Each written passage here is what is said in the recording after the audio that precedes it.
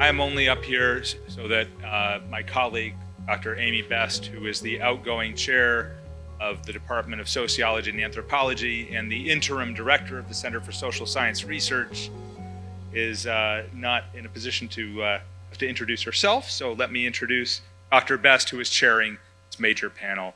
Put your hands together for her and for the panelists.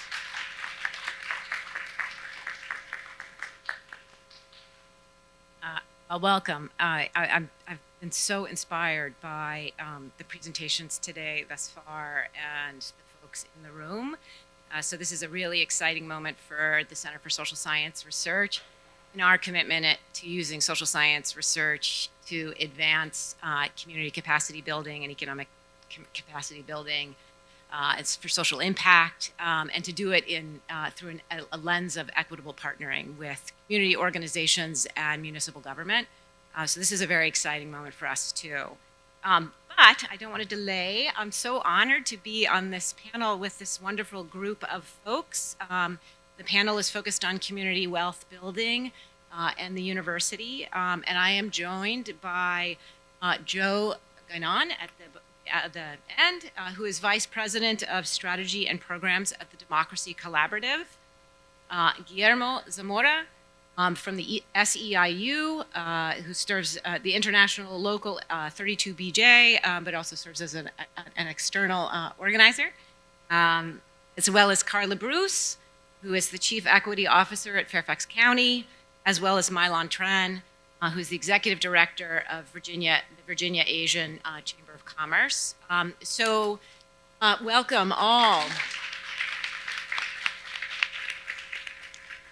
So this is a panel that we're hoping will facilitate conversation. So I have some questions for our panelists today, and we've asked them to speak for about 10 minutes. And I have another question that will follow that. And then as time allows, we'll have questions from all of you. So let's get started.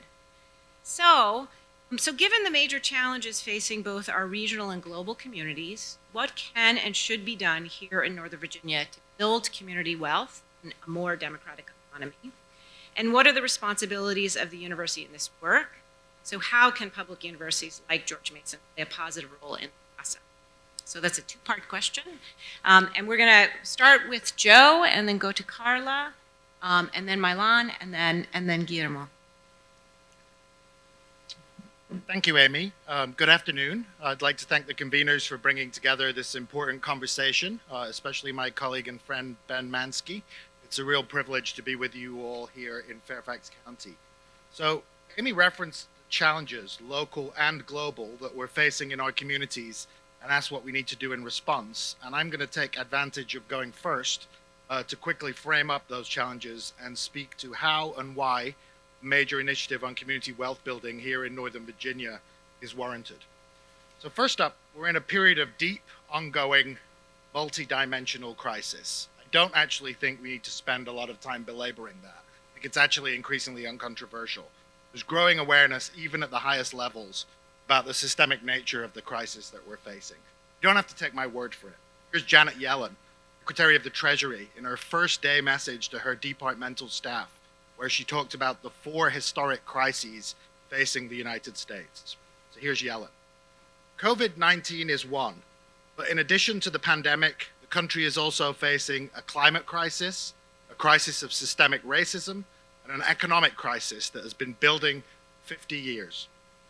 The nature of this crisis is increasingly understood. It's a crisis of our current economic model. Awareness is more and more widespread. So now we need to move quickly to solutions, because in my view, a dangerous gulf still remains between the magnitude of the systemic challenges that we face and the scope and scale of the responses that are being conceived and proposed. And from this gulf, if we're not careful, new dangers may soon begin to appear here in America. So the conversation we're having here today at George Mason is an increasingly urgent and necessary one. What would an adequate response to Janet Yellen's 4 crises even look like? And what would that look like on the ground here in Northern Virginia? In analytical terms, we might look to identify the hard constraints of these overlapping crises such that we can see a landing zone for effective remedial and transformative action, and then see the very severe challenge that if we are to strike simultaneously at all aspects of this crisis together. First, the racial wealth gap in the United States is estimated at around $10 trillion, wealth that has been extracted and stolen from and denied to communities of color. And that's equivalent to around half of annual US gross domestic product. At the same time, we're currently consuming at a rate of throughput that is beyond regeneration, equivalent to 1.5 planet Earths. So to get us back within planetary boundaries and avert climate collapse, even with technology and green growth in some sectors, that inevitably means cutbacks in consumption for some, and degrowth of some kind, however unpalatable that may be. Meanwhile, economic inequality and stagnant median wages and living standards for so many pose a real challenge of building a majoritarian political coalition that's capable of both predistributive and redistributive action without relying on growth and at the same time delivering reparative justice, all the while avoiding the pitfalls of a reactionary politics, racialized division, and instincts to pull up the ladder by semi-privileged groups. So if you take the intersection of those challenges, we've got a really wicked problem in political economy terms. The landing zone for accomplishing all of this at the same time is by definition pretty narrow. It's going to require a shift in the ownership and control and functioning of the economy that dwarfs even the Industrial Revolution or the upheavals of the 20th century. And of course, we need to seek to do so peaceably and on the basis of rebuilding community and democratic public life. That's the challenge. Only certain pathways forward will deliver the fundamental changes in outcomes that are necessary. To put this in a nutshell, and speaking to the overarching theme of this summit here today, we need a democratic economy in support of a democratic politics. So, at the Democracy Collaborative, we and our allies have an approach to building this democratic economy that we call community wealth building. Community wealth building is a system-changing approach to community economic development that works to produce broadly shared economic prosperity, racial equity, and ecological sustainability through reconfiguring the economic institutions and local economies on the basis of greater democratic ownership, participation, and control. It's about establishing direct community ownership and control of the local economy. Already emerging in many cities and communities in response to the crises and the needs on the ground, community wealth building offers real practical solutions to localities and regions that are struggling with the legacy of decades of extraction, disinvestment, displacement, and disempowerment. Instead of trying to clean up around the edges of a failing economic model, what we're trying to do with community wealth building is change the model itself, and do that through mobilizing the largely untapped power of the local public, quasi-public, and nonprofit sector, and other rooted anchor institutions as the basis for a new local economy. Community wealth building involves joined-up action across 5 pillars of direct intervention in local economies. The first is inclusive and democratic enterprise.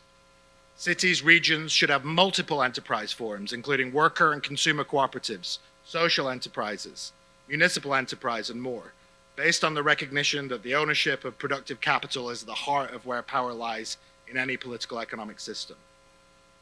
Second, locally rooted finance. Cities and local institutions should redirect money in service of the real economy through public and community banks, credit unions, targeted investments, impact investing, and more. Third, fair work. Every worker must receive a living wage and have real power in and control over their workplace to ensure decent working conditions and the advancement of trade union rights. 4, just use of land and property. Cities and other jurisdictions should mobilize land and property assets to build real wealth in their communities, bring local land and real estate development back under community control, and combat speculation and displacement. And 5, progressive procurement. Local governments and place-based anchor institutions like this university should lead with procurement practices that relocalize economic activity, build local multipliers, and end leakage and financial extraction. Within all these 5 pillars are various elements and strategies and tactics that are direct interventions that help democratize local economies from the ground up. Community wealth building isn't an abstraction, it's already a reality. It's spreading far and wide as a new model of economic development. We see it from Cleveland, Ohio, to the other side of the Atlantic in the United Kingdom, where there have been major advances in developing full-fledged community wealth building models across the entirety of the local economy. And what we see is a different set of outcomes. Instead of the ongoing concentration of wealth in the hands of a narrow elite, community wealth building allows us to pursue a broad dispersal of the ownership of assets. Instead of indifferent global markets, it's about rooted, participatory, democratic local economies. Instead of extractive multinational corporations, it's recirculatory, mobilizing large place-based economic institutions, local government, hospitals, educational institutions, in support of socially oriented enterprises that are often democratically owned and controlled by their workers in the community. The original model of community wealth building is the Evergreen Co-ops in Cleveland, Ohio. We can talk about them if we like in the discussion. We created Evergreen in response to the devastation of years of deindustrialization in Cleveland, which lost half its population, most of its Fortune 500 companies due to deindustrialization. In terms of poverty, it was second only among US cities to Detroit.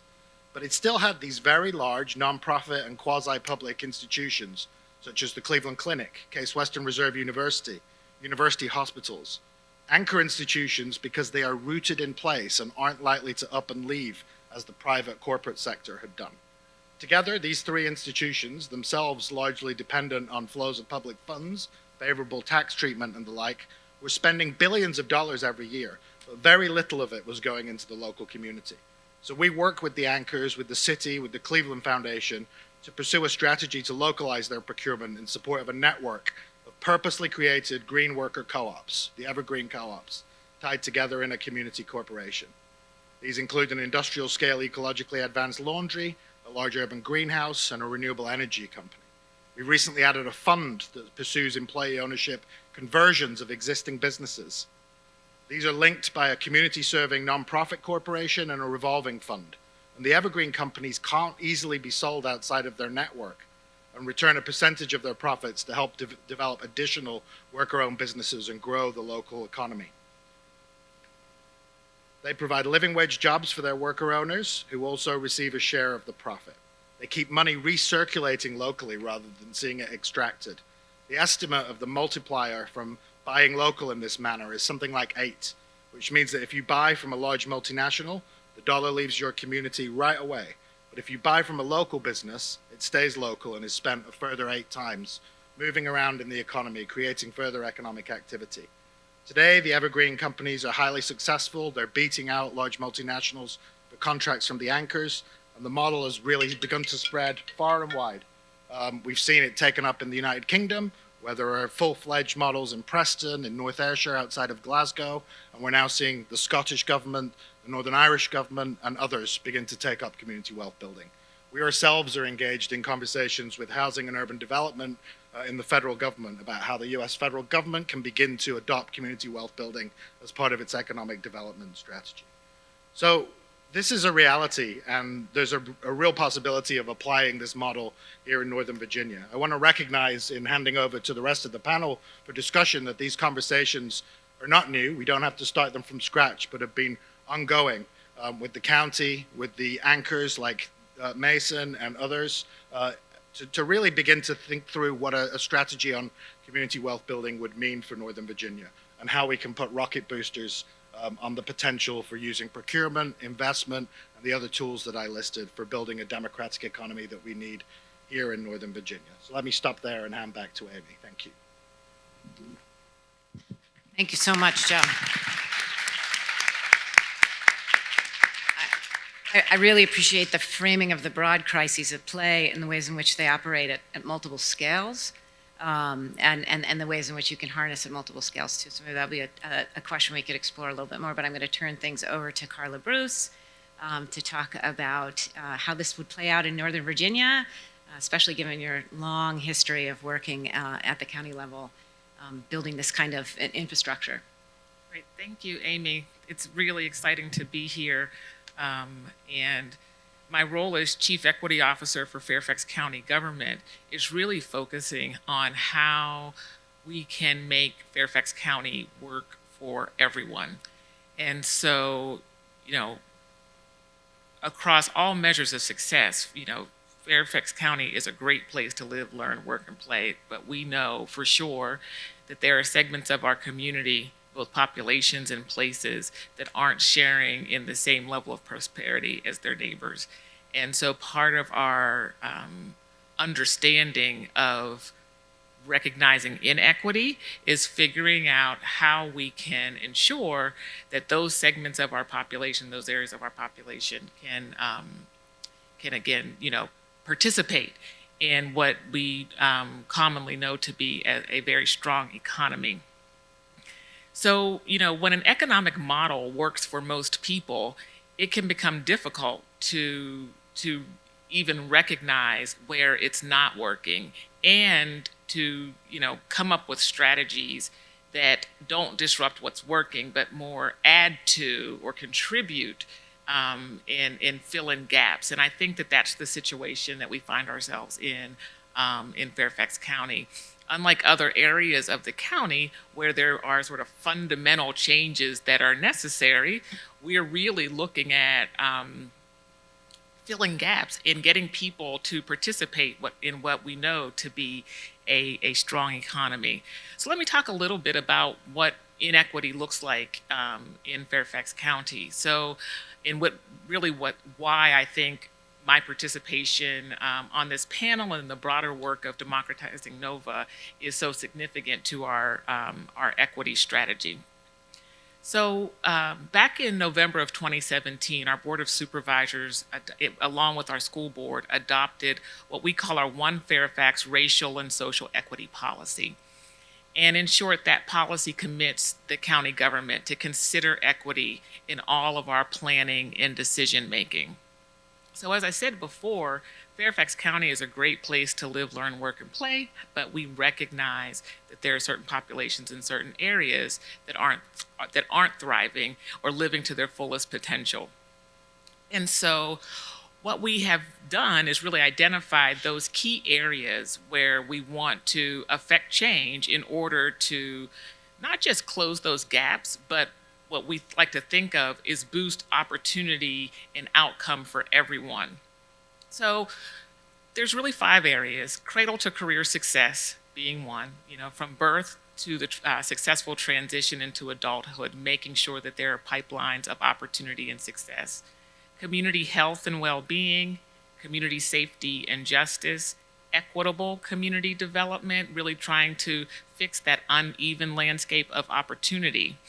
But all of those things really fit together to create what we think of as an inclusive economy and foster inclusive prosperity. And that, I think, is what equity looks like for us in Fairfax County. Now, to do that, we have to set broad goals for ourselves. And again, keeping in mind, we want to keep those things that are working for some to continue to work, but really targeting, understanding the vulnerability and lack of opportunity that exists, and targeting strategies that really aim to fill those gaps and address the that structural inequity that's blocking opportunity for so many in our community. That concept that we really follow is one called targeted universalism. This idea that we should, and as a jurisdiction, need to set broad goals for everyone in our community, right? We want success for everyone in our community. But we recognize that targeted strategies are needed that deal with what the creator of this concept of targeted universalism calls situatedness, right? People are situated differently in our community. People are situated differently in our society. And if we apply the same strategies without accounting for situations, then that is when we are leaving people behind and not fully sort of meeting the needs that folks have in order to live to their fullest potential. We also recognize the sort of intersectional nature of inequity, right? We recognize that, we look at inequity based on race. We look at inequity based on income. We look at inequity based on gender. We look at inequity based on ability.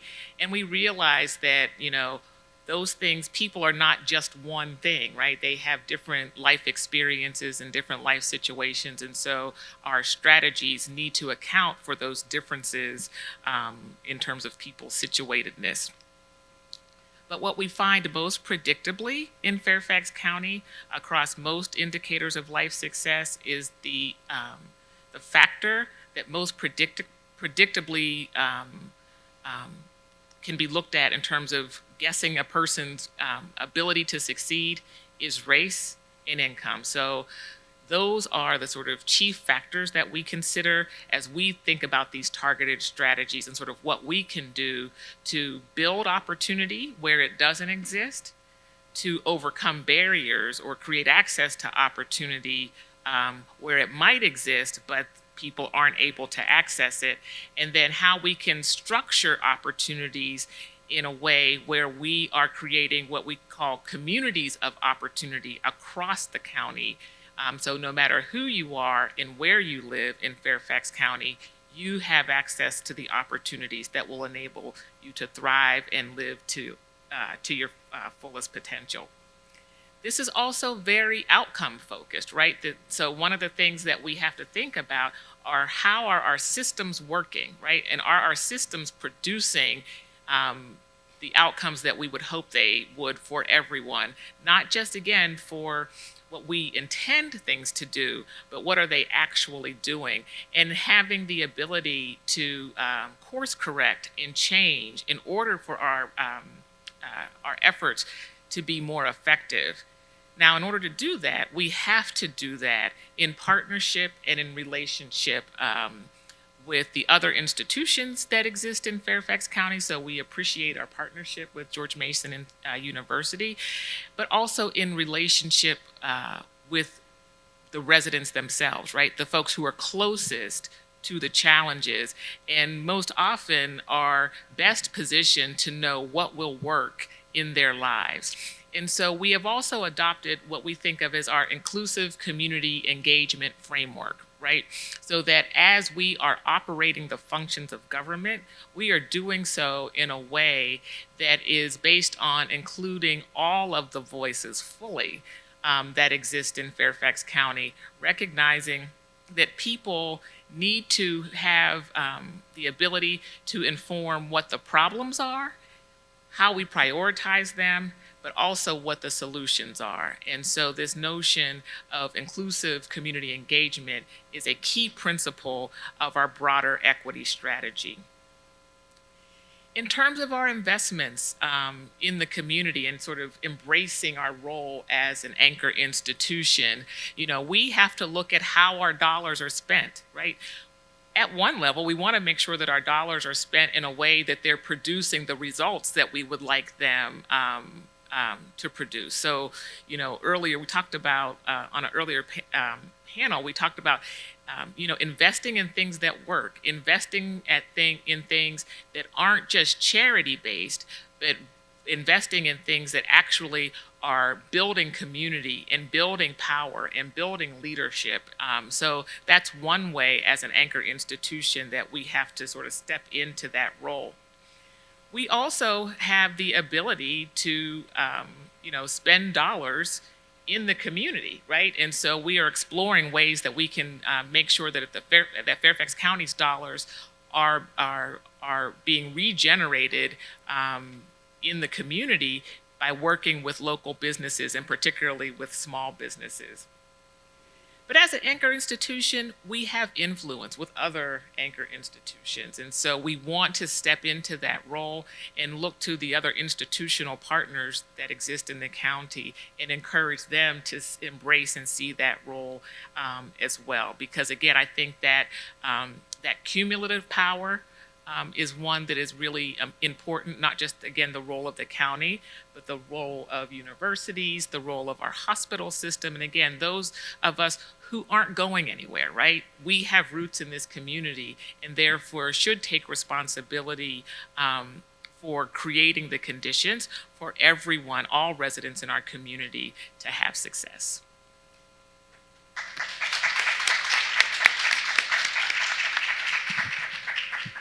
Thank you so much, Karla. You've given us a lot to think think about it, I really appreciate the strengths-based approach to community participation, right? That the communities often have, they have the resources within their communities to mobilize these kinds of efforts in partnership with anchor institutions.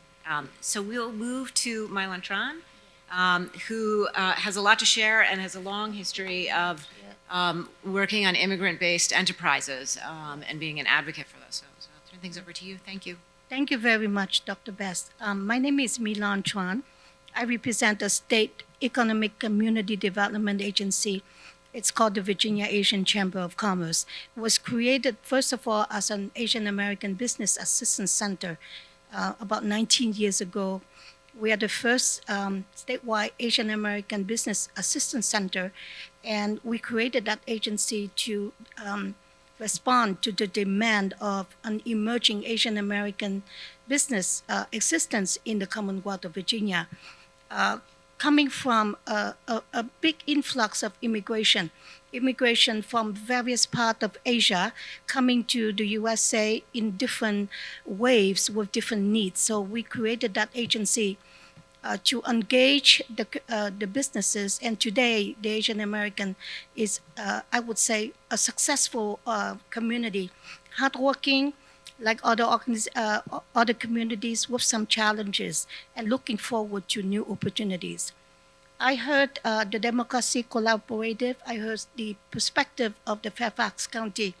I would say that because I have a generalist background and I have been privileged to work for the Commonwealth of Virginia through 4 governors, and from those times serving these government administrations since 1996, I have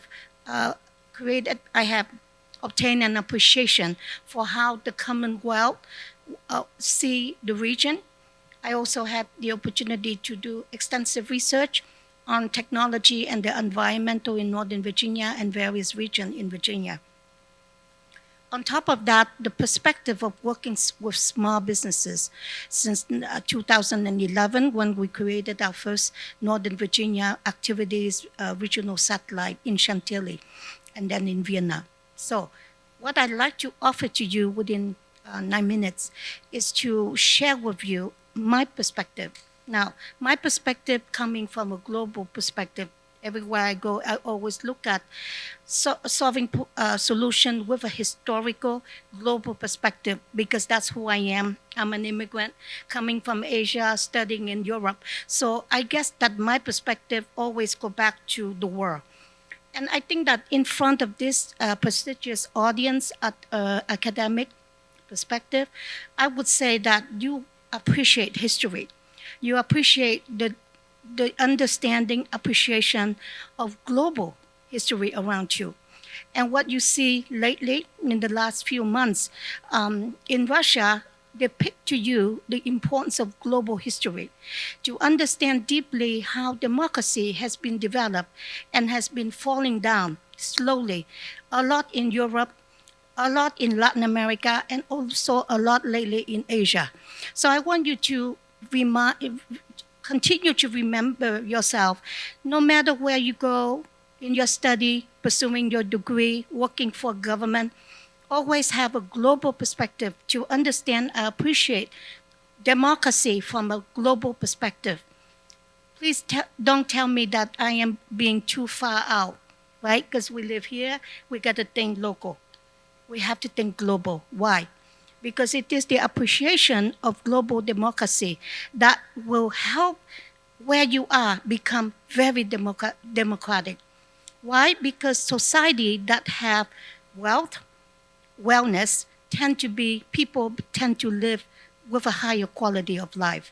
So with that, I think that throughout my life, I have fought for those who have less opportunity, Asian American immigrant coming to this great country. And I spent my life helping them to realize, number one, opportunities, to speak up for them, advocacy for their lack of needs and challenges. And I asked the American mainstream to please remember, Asian American is a minority. It is not black and brown only. It is a minority with a lot of challenges. If you could take one Asian studies class to understand the diversity of Asian Americans, they have a lot of challenges. Not all of them have PhD, mathematicians or researchers. Many do not have a future, do not have a GED, literacy very low, culturally isolated, and high level of mental health. So these are the issues that that community in Northern Virginia is suffering. And I'm here to advocate for them as much as I can. In any audience I try to remind people that they also need help. They are very diverse. Now, talk just a little bit about economic empowerment. In a nutshell, economic empowerment or lack of affect all small, underserved, diverse, minority, women-owned businesses. Asian American continue to be one of that group. In Northern Virginia, our organization have worked with several cities. Fairfax County, most of it. Fairfax County has a very progressive tool, the leaders that I work with, in trying to do something about it. There is a lot of more work to do from all sectors in procurement, not just Fairfax County. And that is that global mindset that we need to introduce to those people in procurement, to people who make decisions about the dollar spent. They need to be better educated about community, culture, buying behavior, selling behavior. And also to realize that they are a small part of this equation, which is the policy. Policy need to be improved so that more just. Is there anything called just? No, never, right? It's never 50%. But could be improved with the procurement system in all localities, state, and a little bit on federal. Because federal government is doing better because they have a lot of data they have to meet. But in Virginia, data in regard to helping small minority business continue to be very poor, and we need to do something about it. And I look forward to working with George Mason to making a difference. Thank you.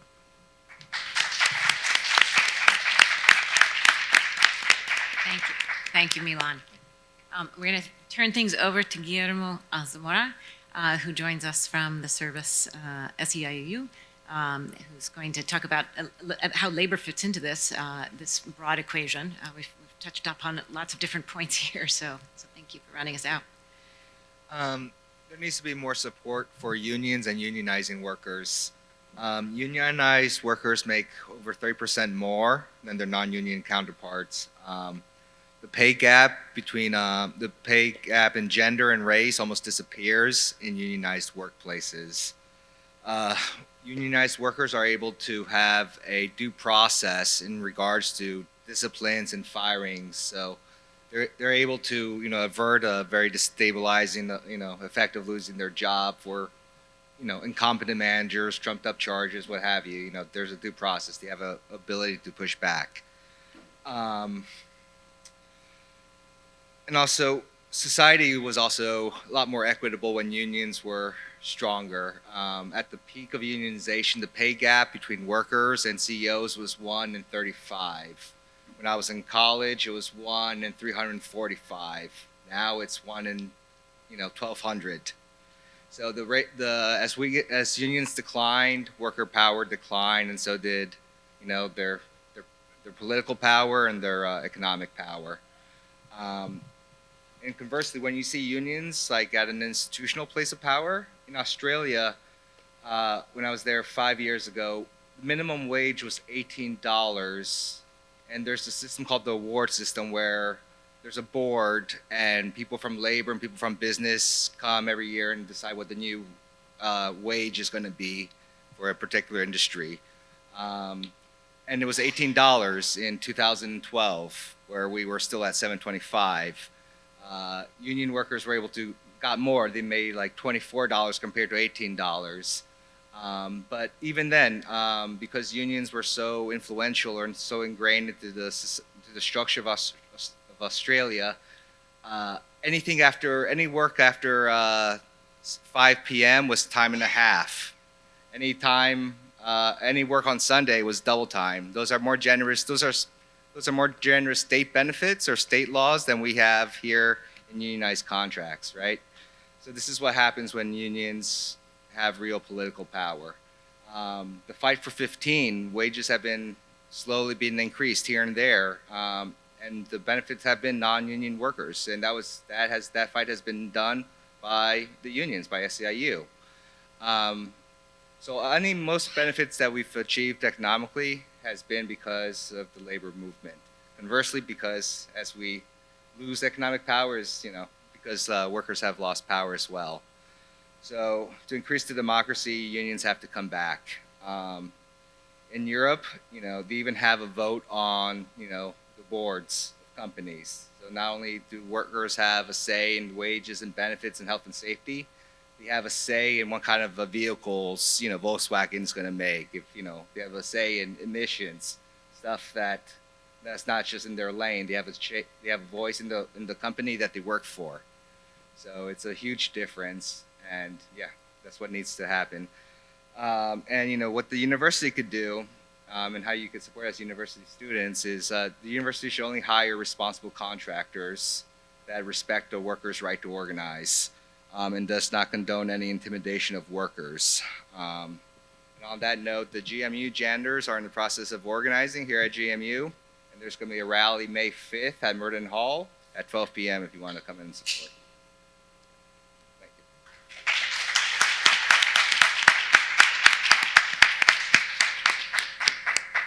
you. Guillermo, thank you so very much for your insights here.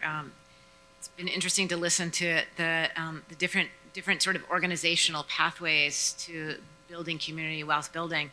And we know that it really is an all hands on deck kind of approach, which means that you're attempting to mobilize government entities, different kinds of grassroots organizations, whether you're talking about organized labor or other kinds of grassroots based entities, a government at at the large federal level, but government also at the municipal and local level, as well as enterprise. And so I think we all know that each of those organizational entities can have like different views about how like what's the path to get us there. And so how do you think about the kinds of coalition work that needs to be done, or support of anchor institutions that needs to be done that enables us to sort of work across those differences in both viewpoints, in ideas about what the end goals might be, if community wealth building is a priority. And I feel that maybe go back to Joe, give you guys a little time since you spoke first. Okay. Put you on the spot. Yeah, happy to kick off there. I think there's a couple of ways into that question. I think government has a unique role among all the different actors who need to collaborate and come around the table, because government is supposed to take the global view, the democratic view, that represent the community as a whole. But that won't happen unless there is actually demand coming from the community itself. And so if you're a citizen, if you're a student, if you no matter where you stand, I think one of the first places that to kind of approach this from is building demand.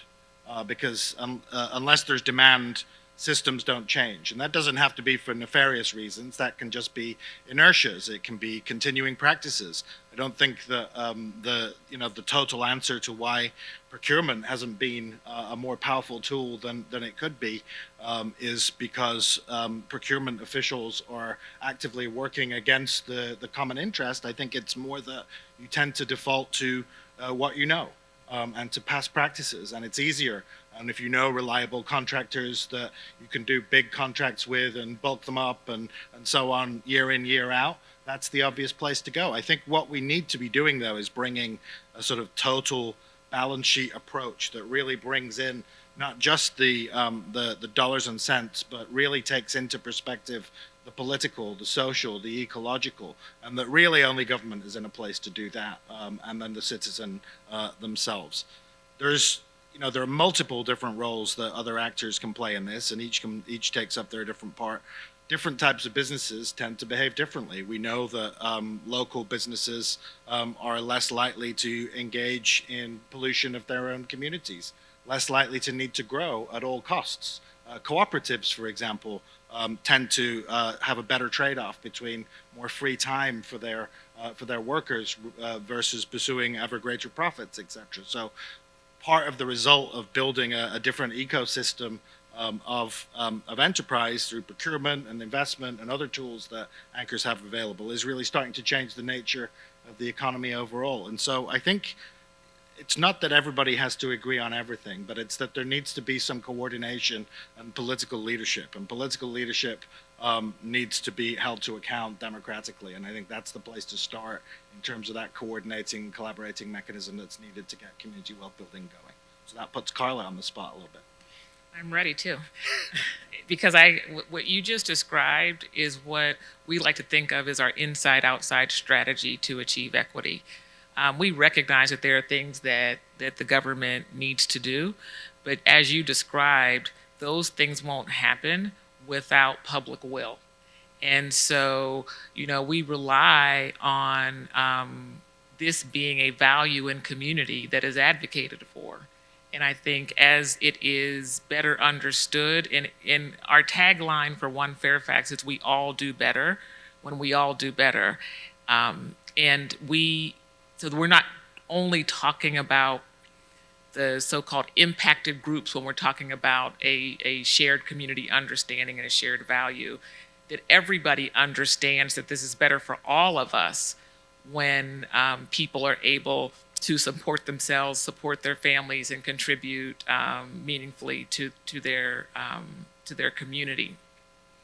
Now, one of the things that's important to think about, particularly from a local government perspective, are what's the legislative climate to support these types of actions. So there are things that should be done at the local level, and I can, proudly say in Fairfax County we are looking at what tools we have available at the local level. But much of our ability to act is based on the legislative environment created for us at the level of the Commonwealth. And so advocacy at the local level is important. Advocacy at the state level is important as well. That will enable some of the actions that have been described. This inside-outside strategy, though, I think is important in another way, because we can create policies and practices, but they have to be sort of informed by the community. And it's the community that gives us a sense of how the doors of opportunity have been open or closed to them. And so, making sure that as we are devising these policies and exploring these ways, that we're doing it in relationship with community is extremely important, because they have the firsthand experience of what's worked and what hasn't worked, and so having that inside outside perspective is really important. The other thing is the shared community value, and that this recognition is that this is good for us all, right? Not just good for some, but good for us all. And I think there's a lot of work that needs to be done to bring more people to the table. It's really reflective of the tipping point theory, right? I think there's some people that get it. I think there are some people that are in active opposition. And I think that there's a group of people in the middle who frankly just don't know, or know but don't know how to act, and what they can do to help move our community more in this direction. And so I think there's a lot of work to be done. Again, government can take action, but that action is really driven by the interests of the people, and moving that group in the middle that doesn't know or doesn't know how to act, I think is extremely important. Thank you. Milan or Guillermo, would you like to field those questions, respond? I've been on both sides of NIMBY fights, and I don't know. It's just respecting, the right of the community for health and safety, the right of organizers to organize, and business has to be able to exist in some form. So it's just recognizing that we all have to deal with each other, and government has to maintain some kind of order. So understanding those basic priorities for each one of those groups, I think, I don't know the answer, but it guides the discussion or guides the path. So my perspective is within the last 30 years, the world, most of places in the world, right, except for the United States of America, have fallen down in terms of polarizing idea and a lot of conflict with each other. If you look at Latin America, you look at Asia, you look at Middle East and Africa, look at all the coup have been more like the last 6 months, you see like 5 coup, right? So with that perspective, make yourself a determination. So Northern Virginia or any other region in Virginia has already made a decision. We are a democratic society. So that's a good start. So I would say that with that determination that we're going to be a democratic society, of course, this is like a year-long study. We can be here for a whole year. So may I just provide you with 2 elements for 3 areas I would like to give you an answer on how we can work together as a society. 1 would be the social-political aspect of democracy. 2 would be the economic wealth distribution. And 3 would be leadership.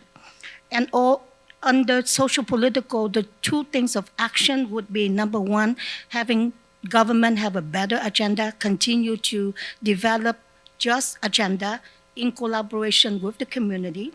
Number 2, making the economic, having a better or maybe an enhanced understanding and practice of economic development.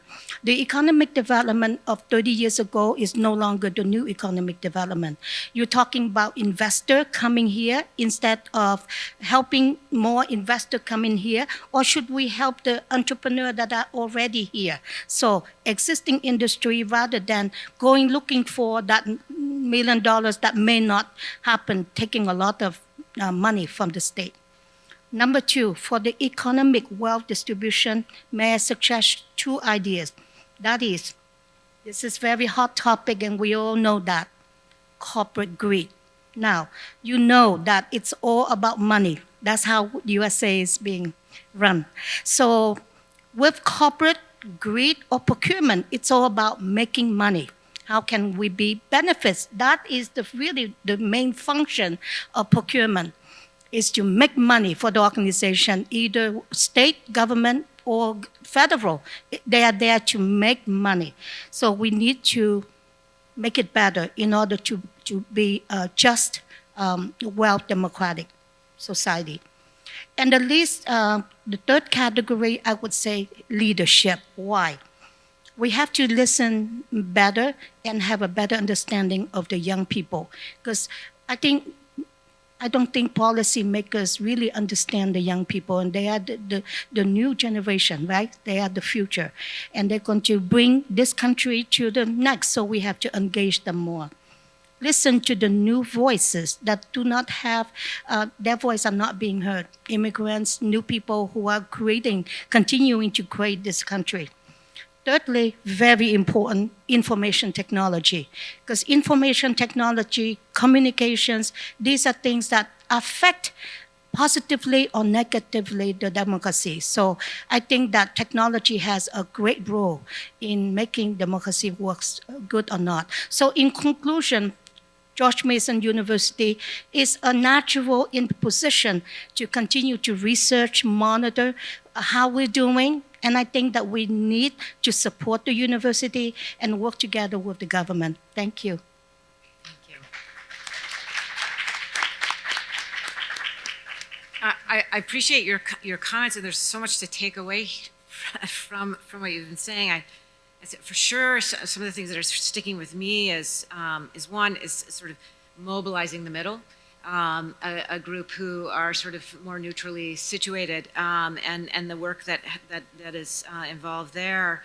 and some of the redistributive and then collective efforts, and not, as Guillermo said, standing in the path of those collective efforts. But I also am really struck by the point, your example from procurement of sort of the lack of collective imagination for organizations to imagine different paths forward for how they go about the business of doing whatever it is that they're doing. And organizations, I mean, when we talk about imagination, it's not just individual imagination, it's organizational imagination to reimagine possibilities forward. And then the last is the sort of just the climate in which we're sort of operating. So where levers of change can be accessed. Sometimes it is at a municipal level, sometimes it is at a state level, sometimes federal level, and sort of being nimble enough to move between the seems to be the order of the day. So I have a last question before we put it out to the audience for folks, if you want to take this question up, which is what are some of the lessons learned from both past successes but also past failures in the work to achieve community wealth, greater community wealth, so that when we talk about money, we're not talking about just money for the few, but we're talking about the kinds of wealth building that is collectively shared and collectively built. So lessons learned, from past or present. Well, I will start with this, and it's not necessarily a lesson learned in terms of something that worked, but more of an aha moment. The idea of interdependence, right? So this polarization of the haves and the have-nots and who was thriving and who was not. When we begin to rethink our situation and we realize that, particularly in Fairfax County, there's 1.2 million people in Fairfax County. In the most recent census, we're at about 50% white in the balance of people of color, in that the growth in the county is among people of color and among young people. So we're talking about our future and who is going to be our future. And what do we need for them, right? So what do they need to be successful? But who are they to all of us, right? They're the people that are going to fill our jobs, right? They're the people that are going to produce the goods that we all need to thrive. They're the ones that are going to care for our elderly and our children. And so when you think, I hesitate to call it this way, but when you think of it from a selfish perspective, right? So even if you don't care about that group, if you realize your interdependence on that group, you should want to create a structure for them to not only be able to serve, but to do it at the highest level possible, right? To do it in the way that works best, not just from a quality perspective in terms of the service delivery, but from a quality of life perspective. And so back in 2015, we worked with the organization Policy Link, and Policy Link developed what was called the Equitable Growth Profile of Fairfax County. They've done these for regions across the country. And they said that because people of color aren't fully participating in our economy, we're leaving $26.2 billion on the table, right? And that's not just hurting people of color, that's hurting everyone. And so this aha moment of interdependence is one that I really hope our community can come to understand, that it is good for you, it's good for them, that we really concentrate on this as the crisis that it is, because it will end up having negative consequences for everyone. Yeah, thank you for that, sharing that. Looking at Joe, it looks like you have something to say. Sure. In terms of some musings on lessons learned and what to carry forward, sort of 4 quick points: leadership, participation, scale, education. An agenda like this is difficult. It involves a lot of staying power. It's not glamorous. It's the sort of slow boring through hard boards that one social scientist and political theorist talked about. And for that to to happen requires staying power and vision and leadership over time. And what we've seen is that in virtually any area where there's a major community wealth building initiative underway that's gaining traction and having success and delivering the goods, that is in part through leadership. And leadership comes at different levels and at different scales. That often requires political leadership from the top, but then it also requires leadership from the anchors. It requires leadership from the community. It requires people getting up day in, day out, and realizing that they have to be in this for the long haul, because this isn't change you can bring about overnight. Participation, I think we have had to take some shortcuts with some of the models of community wealth building that were developed initially, because the idea was demonstration projects, get them stood up, make them happen. And so in some ways, there's been a kind of overly top-down aspect to some of the early prototypes of community wealth. And so the challenge for the next round is putting the community into community wealth building. There's been a lot of wealth and focus on ownership and on the institutions. There's been a lot of building and activity, but the community piece needs to go into there. Scale, I think it's time, given the crises I mentioned at the beginning, to go beyond projects and to really think about how we can get the mass of activity in a particular locality that begins to get you towards a different kind of tipping point, the tipping point in the economy where overall it begins to naturally produce, as and of its everyday operations, the kind of outcomes that Karla and her office are seeking that aren't reliant upon correcting things after the fact. And you know, estimates in the UK, where we've done a lot of work, if you looked around in virtually any community, you could get to about a third of the local economy if you began to add up the anchors and the local government presence and public education and the nonprofit sector and cultural institutions. That's an enormous wedge of any economy to begin to start moving towards that tipping point. And so making sure that this isn't about individual institutions working on their own with some sort of savior complex and thinking that they can go it alone, but actually the deep collaboration that's needed across all those institutions to get there. And lastly, education. I think one of the big barriers for that middle to begin to move is the stories that we carry in our heads. I think one of the things that the particular variety of neoliberal capitalism that we've got has done extraordinarily well is sell some very unlikely stories about the economy that we then carry around with us. The idea that a rising tide will lift all boats. The idea that if everyone acts in their own individual selfish interests, then somehow the general welfare will emerge out of that. And all sorts of other stories about efficiency, the respective roles of government and the private sector and so on. I think we need to create new stories and new understandings, and this gets us back to the role of a university in all of this. I think there are direct things that if you're a student at Mason, you should be, or a faculty member or an administrator, that you should be pushing for the institution to do with regards to procurement, with regards to workforce and supporting a much more equitable settlement for the workers here, but also an investment. But there's also the fundamental job of the university itself in terms of knowledge and learning. I'm beginning to think about a different story of economics and a different understanding of how economics relates to development, relates to ecology, relates to society. And I think the point at which the university is both acting as an anchor, but also, frankly, pushing the frontiers of this thought forwards, I think we get us a long way down the road to where we need to be in terms of being able to move those hearts and minds in that middle that are really going to take us towards that tipping point.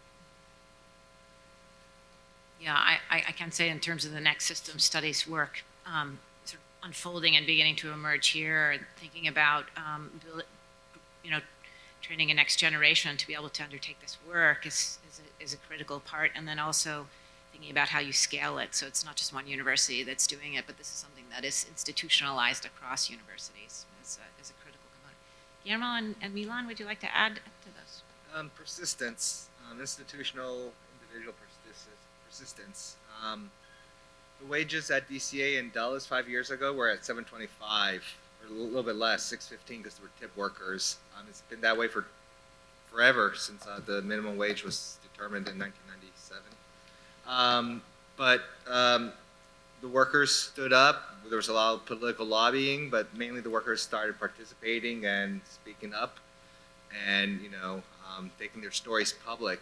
And it was a 2-year fight, a lot of stuff, but now wages are at $14.25, and they're going to go up to $15 next year. And we're working on getting benefits. Thank you.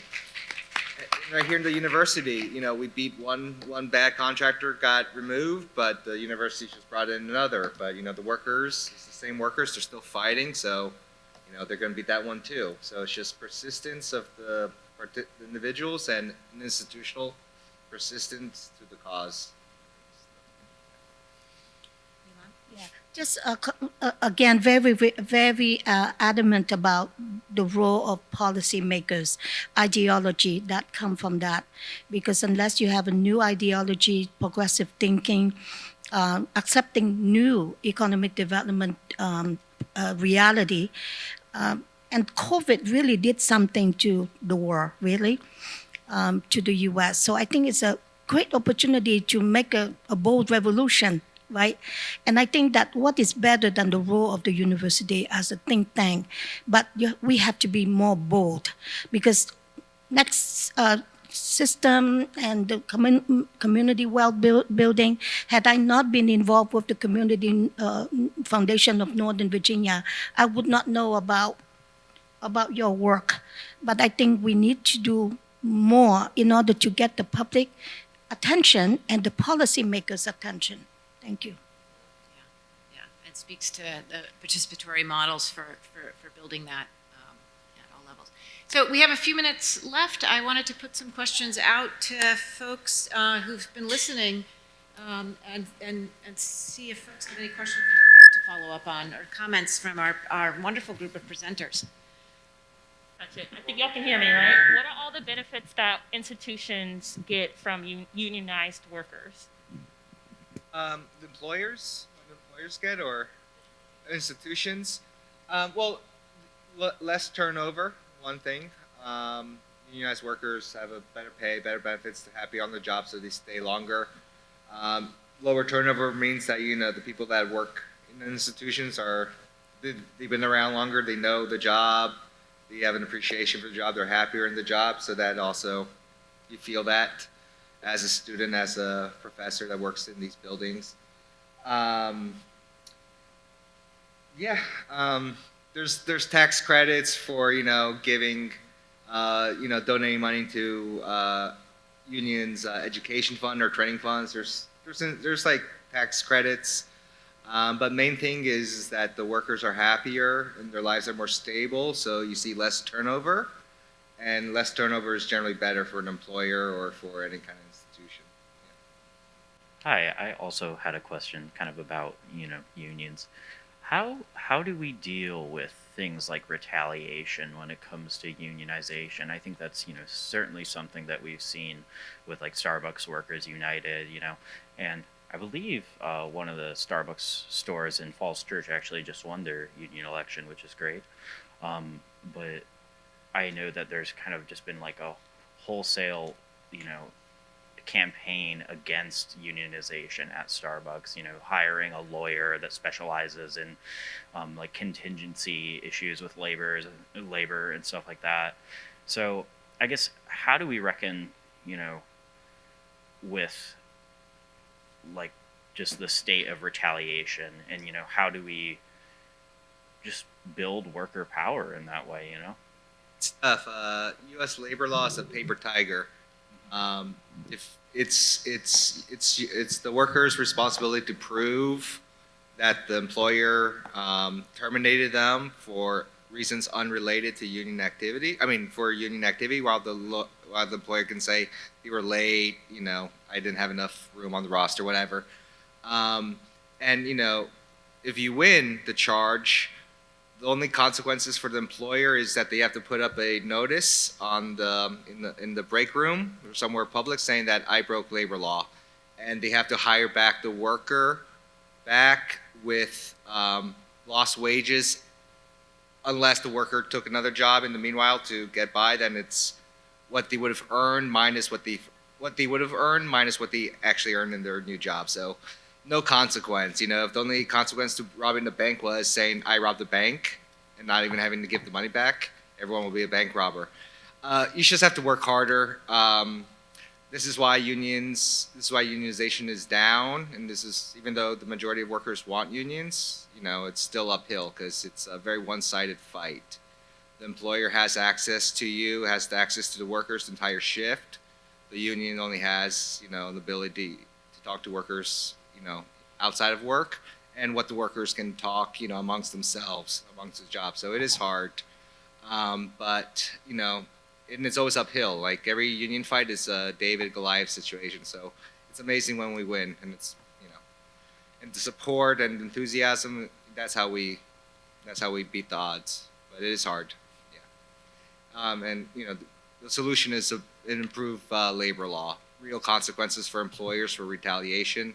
That's what the PRO Act and before that the Employee Free Choice Act, a couple of years we're supposed to do, but those keep on dying. Hi, my question is for Karla.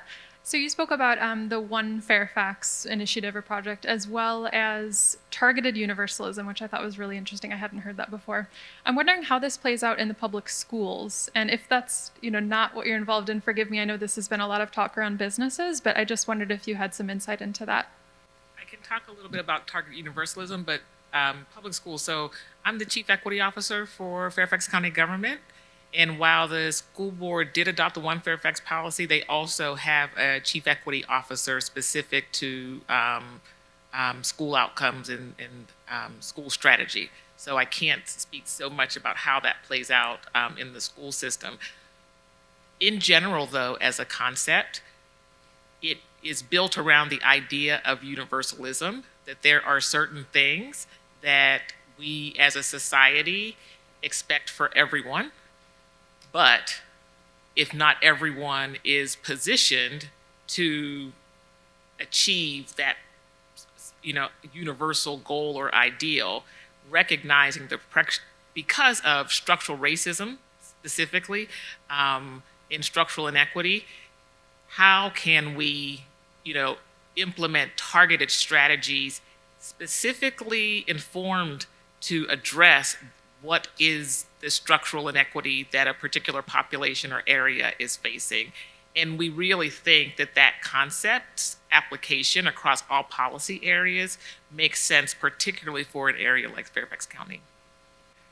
With elections coming up in 2022, I thought it might be worth reminding ourselves. I thought about this a little bit when Tran was talking about how committed the United States is, as opposed to some other places in the world, to democracy. But I think, we almost had a coup, January 6, 2020. I don't think that threat has gone away necessarily. So when we think about the kinds of conflicts that we're facing, and in light of this concept of situatedness, that Karla was talking about, I also think it's important to stress not just local community wealth building, but thinking about this in translocal terms. There are a lot of communities that are interested in the ideas we're talking about today that, because of their being differently situated, will engage in these sorts of democratic experiments in different ways and learn lessons from those that we need to be sharing with each other, I think. And so I'm wondering, as we also think about ways to democratize these technologies that we're using, have you been thinking about how we might be able to use them to build translocal and transnational networks of sharing and communication, the things we're learning, so that we can strengthen each other, use each other as a resource to deepen democracy in our local communities? Yeah, I think that's absolutely critical. We're not going to get where we need to be in the system as a whole by moving forward one Cleveland or Preston or even Chicago at a time. There has to be rapid learning and transmission. And part of the good news is actually, as we're seeing these models develop and adapt and grow more ambitious, that people are covering the ground in less time and you don't have to start from zero. You can start from the point of learning of previous models and so on. But we do need to build that translocal transmission of knowledge, learning, and cooperation. We need to build some of it anew, and we need, frankly, to put it through existing networks. I know there's going to be a conversation in the workshops afterwards around the solidarity economy, which already has a very well-developed national and international network. There are groups like the Transnational Institute that are looking at pieces of this agenda on a global scale. A lot of these models are kind of new in the particular wrapping and packaging and ways in which they've come together, but built on some very old forms like the cooperative that goes back as long as humanity in one way, shape, or form, and certainly back to the 19th century in its current forms. And there are other networks that we need to be pulling together and figuring out how to share and talk. On the technological side, that is not my strength, and so I am all ears to learn about how we ought to be building that in. Certainly on the basis of the models, we're seeing technological applications. Forms like Uber are essentially extractive forms from community, but we're seeing municipalities look at how to develop local platforms that would allow for cooperatives of local drivers that could come together and use them, and once again keep wealth recirculating locally rather than seeing it extracted. How we use the technology in the politics, I need to learn rather than teach in that regard. I would just, in terms of the translocal piece, I think one of the things that's important is to recognize the root causes and the drivers of the situations that we're facing. I think many localities, the one I work for included, see problems and on behalf of the community want to address them, not always taking into consideration that the roots of those issues are not really things, not always things that have been produced by our local situation. And so there is some benefit to looking outside of our borders for opportunities, one, for what's working, right? So we're not starting from scratch. We're really building on the successes of others. And for partnership and leverage, because many of the institutions, while we talk about anchor institutions, in this community wealth building space, what we're fortunate to have here, particularly in this region, are institutions that have a presence in other parts of the country. And so how can we sort of draw sort of what's working from their presence in other parts of the country to work for us in our location, sort of being the headquarters. Sometimes things get focused outwardly versus what can we do to leverage those things to make them work for us locally. In regards to the national procurement system, that Northern Virginia or Central or Southwest Virginia, we all are educated. Because I'm educated in procurement, so I can say our community, follow the National Institute of Management, which is the way procurement is done. And that system has no consideration to any barrier of any people who minority business and the people who need to be treated fairly. Because when I took the training, I look at the curriculum. It has nothing to do with society, community, understanding. It's all pure profit, and it can be very brutal. Okay, it's very straightforward, cold, calculating. That is procurement. And unfortunately, all the council on procurement, how to run business in America, follow that system. So we really need a revolution, a systematic change on how the U.S. is doing business, because Northern Virginia is only one portion of that buying system that everybody is learning from. So I think just on procurement, definitely we need a lot of work. And this, it's a process, so we should just talk about it and influence these national association. These are national association, and who are they? They are the corporate leaders. They get together and they make the decision on how corporate purchase from business. Then when about 10 years ago supply diversity was introduced, it's only talk because it doesn't do anything. It doesn't make any difference. It just look good, just looking good, but it's a long way to go. So. Well, thank you so much to this wonderful panel. I've learned so much. I want to really thank all of you for the insights and the thought that you brought to the conversation today. Thank you, Dr. Best, for chairing. Thank you for the work each of you do on a daily basis. I think it's probably evident to everybody here just how much you put into your labor on behalf of all of our communities, and really appreciate that. And it feels good to know that we're working in tandem and that relationships are being built, conversations are being opened up, some possibilities I think could now seem visible. And thanks again to all of you. To all of you, it's been really a wonderful step forward today. And congratulations to everybody who put work into this.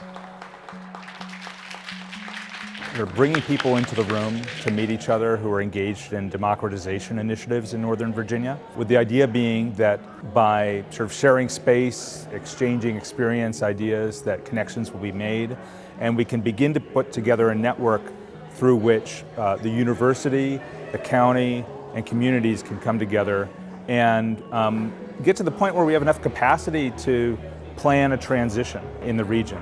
And when I say transition, I mean a transition to an economy and a political system that meets real needs that people have in the community. We want to see more and more of our graduates going into forms of business, of organizing, of community service that build up a comprehensive next system in the region.